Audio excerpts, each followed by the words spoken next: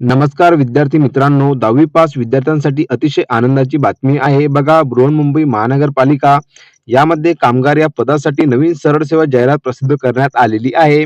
आता बघा, या पदासाठी वेतन श्रेणी किती मिळणार आहे, त्यासोबतच कामाचे प्रकार कशाप्रकारे आहे, अभ्यासक्रम काय आहे आणि तुमची निवड प्रक्रिया कशाप्रकारे केली जाणार याबद्दलची सविस्तर माहिती आपण आजच्या व्हिडिओद्वारे जाणून घेऊया. त्या अगोदर बघा, तुम्ही जर का आपल्या चॅनलवरती पहिल्यांदा आले असाल तर चॅनलला सबस्क्राईब करायला विसरू नका, जेणेकरून अशाच नवीन भरतीच्या अपडेटबद्दल सर्वप्रथम तुम्हाला माहिती मिळत राहील. तर चला आपण व्हिडिओला सुरुवात करूया. तर बघा, तुम्ही इथं बघू शकता की बृहन्मुंबई महानगरपालिकाकडून जर बघितलं, गट संवर्गामधील कामगार या पदासाठी नवीन जाहिरात जी आहे प्रसिद्ध करण्यात आलेली आहे. आता बघा, या जाहिरातीची सविस्तर पीडीएफ जी आहे तुम्हाला या वेबसाईटवरती मिळून जाणार आहे आणि बघा, ऑनलाईन प्रक्रिया कशा प्रकारे करायची त्याची लिंक पण मी तुम्हाला माझ्या डिस्क्रिप्शन बॉक्समध्ये सोबतच बघा, या पीडीएफची जर का तुम्हाला सविस्तर जाहिरात बघायची असेल तर बघा, ही जी पीडीएफ आहे तुम्हाला वेबसाईटवरती किंवा बघा आपल्या टेलिग्राम चॅनलवरती मिळून जाणार आहे. टेलिग्राम चॅनलची लिंक आहे डिस्क्रिप्शन बॉक्समध्ये तुम्हाला मिळून जाणार, त्यावरून तुम्ही जॉईन होऊन संपूर्ण माहिती बघू शकता. आता बघा, ऑनलाईन अर्ज करण्यासाठी उमेदवारांकडे नित्य वापरात असलेला वैध ईमेल आयडी आणि भ्रमणध्वनी मोबाईल नंबर असणे आवश्यक आहे. बघा, ऑनलाईन अर्ज करण्यासाठी जर बघितलं, व्हॅलिड ईमेल आयडी त्यासोबत बघा मोबाईल नंबर असणे आवश्यक आहे.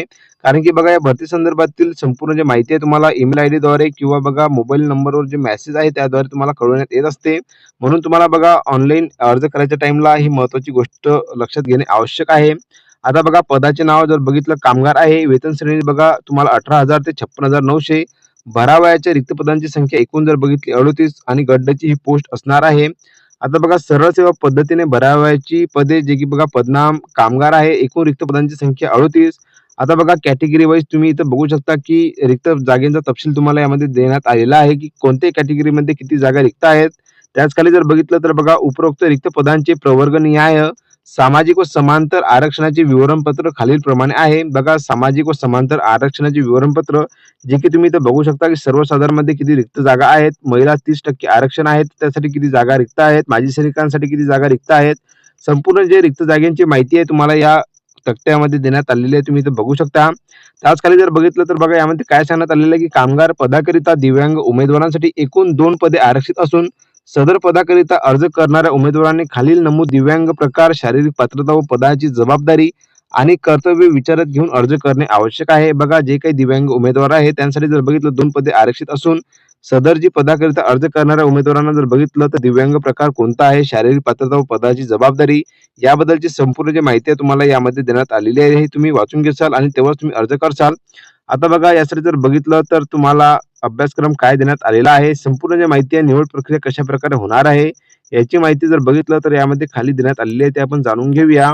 तुम्ही इथं बघू शकता, कामगार पदासाठी आवश्यक शैक्षणिक अर्हता जे की बघा, शैक्षणिक अर्हता किमान इयत्ता 10वी परीक्षा 100 गुणांच्या मराठी विषयासह उत्तीर्ण असणे आवश्यक आहे. मी तुम्हाला आधीच सांगितलं, या पदासाठी 10वी उत्तीर्ण आवश्यक आहे. त्यासोबत बघा, पात्रता, शारीरिक मोजमाप व वयोमर्यादा जे की बघा, अर्जदार हा भारतीय नागरिक असावा. शारीरिक मोजमाप खालीलप्रमाणे आवश्यक राहील, जे की बघा, पुरुष उमेदवारांसाठी किमान वजन 50 केजी आणि उंची जर बघितलं 157 सेंटीमीटर. स्त्री उमेदवार असाल तर बघा, किमान 45 केजी वजन आणि उंची जर बघितली तर बघा 150 सेंटीमीटर तुमची हाईट जी आहे म्हणजे की लागणार आहे.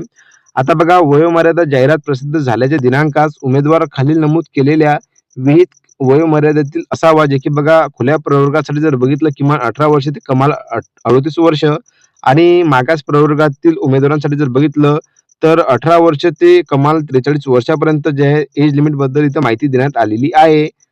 त्याच खाली जर बघितलं तर संपूर्ण माजी सैनिक उमेदवारांसाठी, प्रकल्पग्रस्त आणि भूकंपग्रस्त उमेदवारांसाठी संपूर्ण जे वयोमर्यादाबद्दलची माहिती आहे यामध्ये देण्यात आलेली आहे. तुम्ही इथं बघू शकता, या तक्त्यामध्ये संपूर्ण जे वयोमर्यादेची माहिती आहे तुम्हाला दिसून जाणार आहे.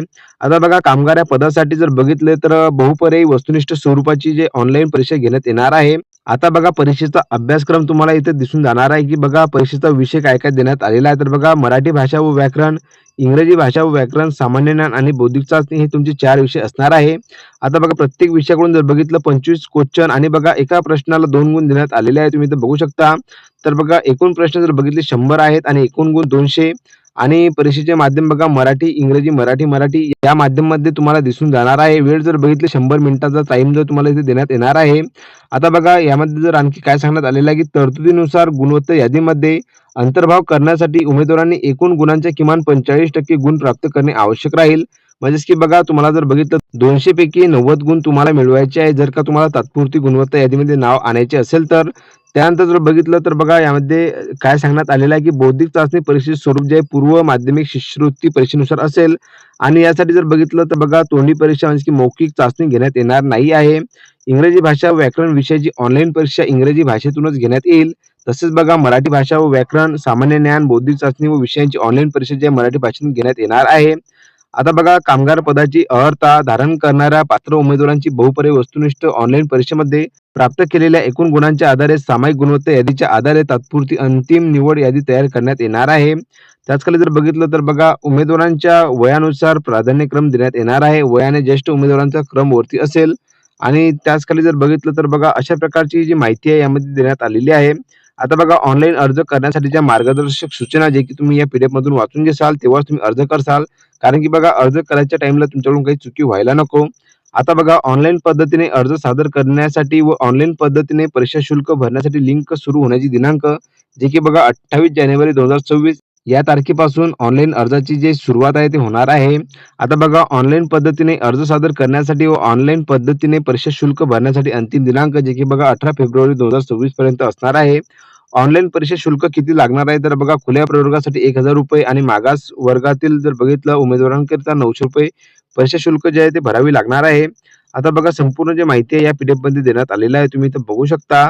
जे काही महत्त्वाचे पॉइंट होते ते आपण आजच्या व्हिडिओमध्ये कव्हर केलेले आहे. तुम्हाला जर काही अडचण असेल आजच्या व्हिडिओ संदर्भात तर नक्कीच तुम्ही मला कमेंट बॉक्समध्ये विचारू शकता. तर बघा अशा प्रकारची आजची महत्त्वपूर्ण भरतीची अपडेट जी आहे मी तुम्हाला दिलेली आहे. व्हिडिओ जर का तुम्हाला आवडला असेल तर नक्कीच लाईक, शेअर, कमेंट करायला विसरू नका आणि ज्या विद्यार्थ्यांपर्यंत ही माहिती पोहोचली नाही त्यांच्यापर्यंत हा व्हिडिओ शेअर करा.